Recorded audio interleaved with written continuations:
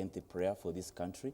What I could have expected, where I see it, is that these prayers that were called by the president, they were, it was well done in good spirit. The only thing that I would have wanted is that I would have wanted to see the president extend a hand to the opposition and call them and say, listen guys, come we pray together. Then to me it would have made sense. But it turned out, you know, it turned out to be almost another political rally in that prayer when someone like my friend Governor Waititu took center stage and started, you know, naming and calling names the NASA side. For me, I would have expected it to be a very genuine prayer, and I really liked the way the president prayed. It's just that I would have really wanted, you know, to see the president calling upon the opposition also to join them in prayer. It would have made a lot of sense. From which book did your priests, you know, preach yesterday? By the way, let me tell you, when I watched the prayers in Nakuru, I don't think you went. No. When I watched that, if I cannot quote books, that is not substantiation that I was not in church. But when I watched prayers in Nakuru, to be very sincere, politicians are very good preachers. Politicians can really quote Bible like no one can. No, but we don't have evidence. They just cram for the day. But they really know how to interpret the Bible. Politicians are great. Martin, I don't think he went to church. You simply asked a simple question of what his preacher had preached. Preached about the preached peace. The title of from which book? Anyway, I wasn't at Nakuru. And I don't think I would even be there, even if I was given a chance, simply because I have always believed that Kenyans have always been a prayerful, you know, country. We've been praying a lot for this nation. We have been praying before the August 8th elections. We have been praying from the time immemorial. We've been praying. Our constitution says, you know, we are a God-loving country. So I don't think there was really need to call, you know, because the calls for the prayers seemed to be an alarm call, you know, seemed to be a sort of like a solution to the Jubilee side of things, a solution to the current, you know, tension that's going on. But you see, for me, I say, just like Peter, you know, if 1 minute you're saying you're praying and in the course of the prayers it turns to be political, then one wonders, was it really just another political rally at Nakuru? And you see the fact that a lot had happened over the weekend.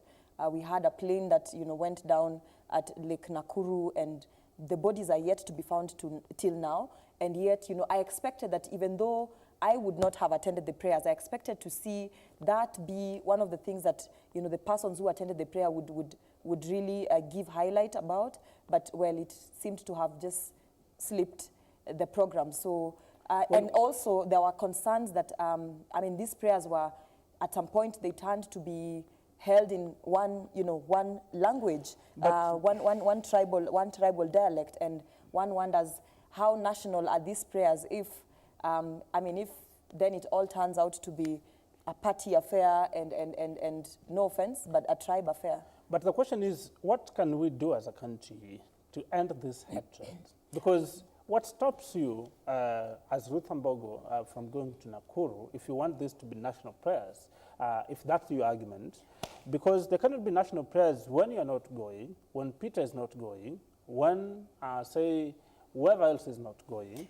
So can we accuse the people who have opted to go and pray? And the second thing is the fact that we keep praying as a country. I prayed this morning before I came. Does it invalidate the very fact that you can call for national prayers? I don't to just think, come together as all Christians did. You know, I don't think we should castigate those who decided to attend the prayers and anyone else who would have had an interest in going for the prayers but never had a chance. I think the question should be that, is that really the solution to tribal, you know, hatred that is currently ongoing? Is that the solution? It's part of the solution. I understand that it's part of the solution, but I think sometimes as a nation we tend to use prayer as a cover for not dealing with the issues right on, head on, you know.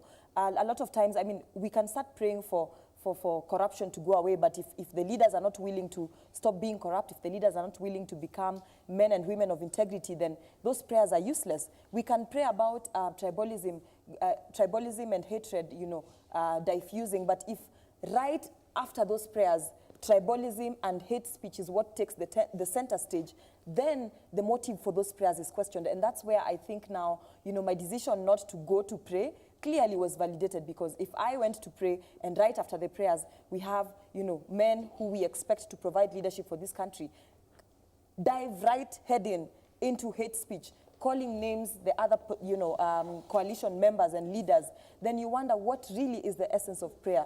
And I think, at this point, what we need right now is not really prayers per se, because we have been praying. It is not cosmetic prayers from political leaders. What we need right now, we don't need cosmetic prayers from political leaders who tend to use them as a tool to, again, propagate propaganda and even begin calling names the other opposition party. If these people truly wanted to pray, they should have gone there, went down on their knees and made the whole agenda about prayer. But when 1 minute they're praying, the next minute they're calling names, one wonders. And I really don't think that, no offense, at this point in time, prayer really isn't the solution to tribalism. We really just need to have honest conversations, because even within these churches that purport to hold the prayers, there's a lot of tribalism that's going on. So, is it really going to cure tribalism if the leaders of the churches themselves, if the political leaders themselves, right after prayers, continue to propagate hate speech and tribalism? Let's now leave the question of prayer. We keep to pray. But I and prayed so that this you morning, pray, yes. and I'm going to pray today, tomorrow, and it's Wednesday. a solution to, it is a solution to the yes. challenges that it we just are needs having to in be this genuine. country. Yes. Now the problem is how to tell when it's genuine and not is now another question that we may not exhaust on this set. But Peter, let's come to the question of Ekura Aukot. He has been traversing parts of the country, at least in the last 1 week or so. But there are reports that his running mate seems to be saying, no, I'm quitting. That's Emmanuel Nzai seems to be pulling out. Are we likely to see him go to the ballot alone? And what does that kind of implication, if Emmanuel Nzai indeed confirms that, listen, I've withdrawn from, I'm no longer Ekura Aukot's running mate, what does that imply? That really puts Ekura Aukot in a big jeopardy, because it threatens his own candidature on that ballot paper. But before I delve into that, you want to talk about prayer again? Yeah, let me just say something about prayer. Prayer is very important. You have remembered the verse? No, I'm not remembering the verse. Martin, do you know the Bible more than you? So let's not go there.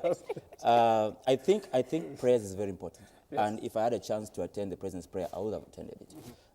It's in his rightful right to call for prayers, and I think those who prayed for us, we really appreciate them. On Ekura Aukot's case, still is an allegation, and if it's true that that his running mate is going to leave him out there in the cold, then I think he's a person who's in trouble, because on the very ground of that, his candidature can be challenged even in court of law, and that can even throw us even into more spin of confusion. But let's look at the question that you asked. That is very, very pertinent. Why are we here? Because the reason why we are here is because of historical injustices that we've had. Issues of economic inequality, issues of corruption, issues of nepotism. And someone sitting somewhere is saying that, and is feeling that if my person is not in there, then we are not there. If our tribe is not in there, then we are not there.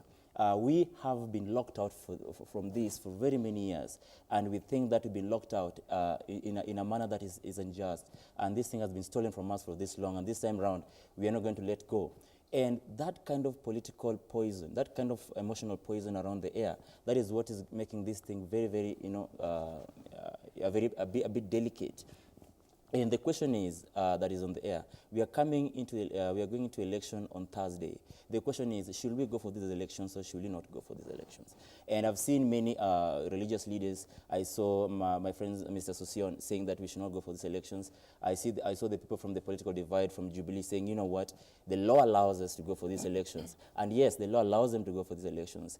And because the Supreme Court rightly directed the IEBC to conduct another elections in 60 days. I think that's what they're doing. And it's within the constitutional realm that they're doing these elections. The only question is, the person who is going to be elected, be it Raila or be it the president right now, yes, the process will be legal, but will it have the legitimacy that it deserves? Because if one of the candidates, main candidates have pulled out, then you've gone into election on yourself.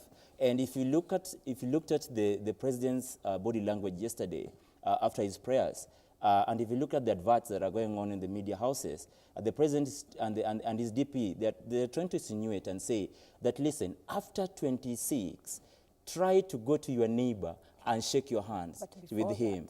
After 26, always acknowledge your neighbor. After 26, still go back and beg for the salt you've been begging for, or try to cooperate the way you've been cooperating. There's a message they're trying to send there, that after 26, there's going to be some level of tension. That's what I'm interpreting from their statements. And if they acknowledge that there's going to be some level of emotional divide, or rather level of tension, then I think this is a time when now, in fact, even Chebukati himself, the chairman of the IEBC, should rightly look at Regulation 64, which kind of gives him an opportunity to adjourn an election when he feels that he's not going to really win the spirit of that election. This is why I'm saying that. He, in his statement, said, and there are two things about Chebukati's statement, the chairman's statement. Yeah. One, he's acknowledging that he has put down all the logistics for the election. For me, that is very pertinent. I give that 70%. If there are logistics, ballot papers are going to arrive in time, there's security, the systems are going to work right. For me, that is very fundamental, and I give it 70%. But he's also saying that the mood and the circumstances under which he's working may not allow him to do this job. So that I give 30%. If we are at 70% and not 30%, I think we have a problem. And the chairman has already acknowledged we have a problem. So I think I may join other Kenyans in urging him to find it wise and fit to adjourn this election. But don't you think that Chebukati finds himself in a catch-22, if I may say? Because on one hand, if he says that he's going to proceed with this election, NASA will see him as pro-Jubilee. If he postpones this election, Jubilee will see him as pro-NASA. That is right. And then you're talking about the mood. What can we do then to ensure that the mood is conducive when you can see for the last 60 days, NASA and Jubilee have been talking at each other, not to each other? You know, Martin, I think that's where the question of who should call for the dialogues that people have been calling for, who should handle this dialogue, you know, who should push for it, comes to play. Right now, we know that opposition leader Raila Odinga has said that now the period for dialogue is over.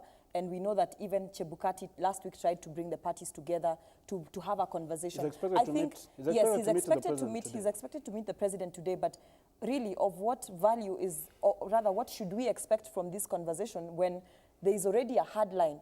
I have always been of the opinion that a dialogue is sort of like a mediation process where you come in without really having hard lines and saying that, look, this is my interest. My interest is to have an election, and I want to have an election because I think the country is the country is unstable economically speaking, because I think we just need to move forward and we need to forge forward as a country. But then you have an opposition leader who's saying, look, I don't think we need to have this election. Why?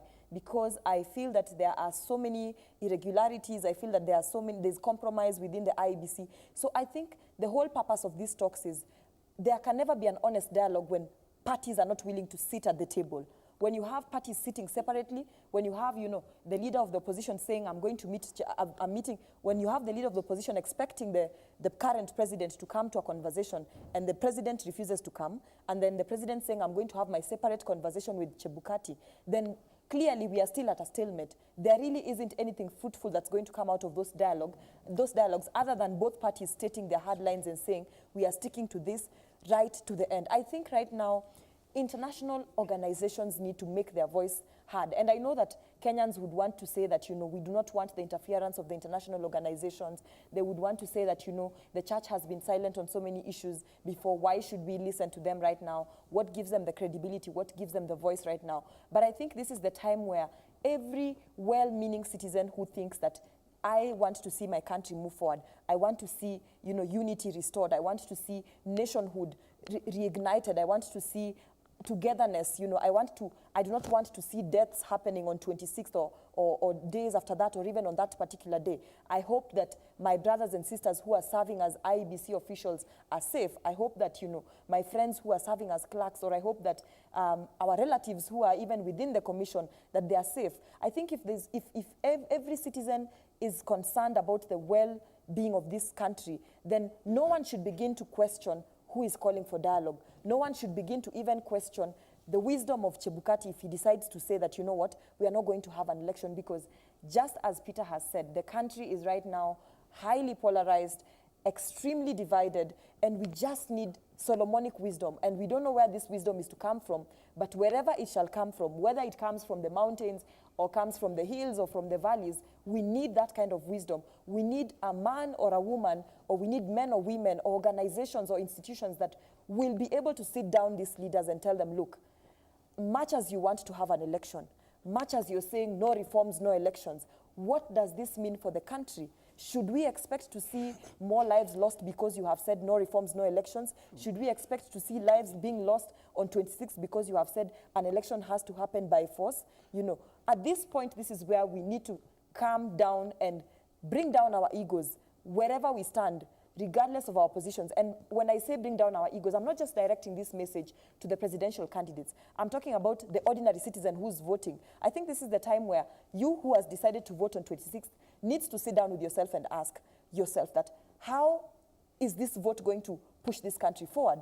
Would I rather sit down and say, you know what, I'm not going to have this election? Or how is my stance on not deciding, or rather, or not choosing to vote, going to push this country forward? Because let me tell you, this is the only country that we have. Our national anthem says, you know, "O God of all creations, bless this our land and nation." It's the only land we have. If it goes down, we cannot run anywhere. But the problem is that seems now to be a cliche. This is the only country we have. We cannot run anywhere. But we have fighted all those things. But honestly, Martin, where else are we to go? Where else are we to go? That's the question. But now there's still a stalemate. Chiloba says he's going for a 3-month leave. I don't think believe NASA... Yes. I don't believe him. No, because NASA's been having a problem with Chiloba. Do you think now with his 3 weeks break? Come on, Martin. There's always been a call for him to step aside or give the rest of the team an opportunity to run the show, but he's always been there. He's going on leave today. He's supposed to be going on leave today. That is according to the information that we have. But he's going on leave when we have 2 days to the elections. So does it even make any difference? It doesn't to me. Normally when you go on leave, you always leave your house in order. You say, okay, so this guy is taking up this job, this guy is taking up this job, this will run like this. But 2 days to election, really, it doesn't make any difference. But this is my concern about the precipice, or rather the uncharted waters that we find ourselves in. President Uhuru Kenyatta, when he was in Baringo, he expressly, categorically said that he's not going to dialogue with anybody. The only person he can talk to is the common mwananchi, who has got the ultimate say. Raila Odinga was very expressive when he said that his window of dialogue is already closed. So any person who is trying to bring dialogue, maybe as we speak now, may only have an opportunity to bring dialogue after 26. After 26, that's after Thursday. And after the poll, to be specific. And how are we going to bring dialogue after the polls? Because from the look of things, when Uhuru Kenyatta is going to go into this election, the way he's saying, obviously we know the result. Is definitely going to come out the winner. If definitely. So, let's not even. Kaluyu is a candidate. Is a candidate, but definitely let me finish. Let me finish. He cannot surprise you. The reality that we have on the reality that you know and I know, is that the way it is now, if Raila is not going to take part in this, and the way he had already pulled out, definitely Uhuru Kenyatta is going to emerge the winner. On the background of that winning, I think legally, not even that I think, legally, the returning officer is going to move the notice of motion to the CJ, and the CJ definitely has got any other iota of chance, or rather any other reason not to. But anybody can challenge as well. After that. Now I'm being very, and I'm going step by step. Yes. Then after that, when now the CJ has already, given him the mantle legally, then he becomes the president. Him being by the time he's already the president, then any person trying to use any other law or any other means outside the Constitution will start having a framework of treasonous, definition of treason coming into play. And when that happens, the president can come down with a lot of ruthlessness, because on the background of that, he can say that it's only protecting the statehood and is only protecting the Constitution and the people of Kenya.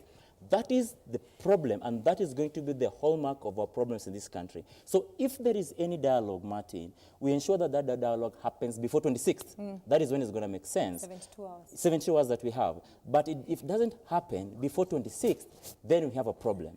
Do you think if we have a dialogue before 26th, it can pave way for an election still on 26th? What we are having right now, and the solution that we're having as a people, is not even a legal solution. It's a political solution. Let me tell you, if Kenyans are to talk today, is if their leaders talk. Yeah. If today Uhuru Kenyatta shakes hands with Raila Odinga, then you'll see people talking. In fact, you'll see the tensions easing. Let me ask a rhetorical question as we bring this to an end, because our own politics is up next. Ruth. Yes. I've asked this rhetorical question elsewhere. Assuming you go to the polls on 26th, Raila says, I'm not participating in this poll, but his name is on the ballot. Yeah. People vote, and then it turns out he's the winner. What happens?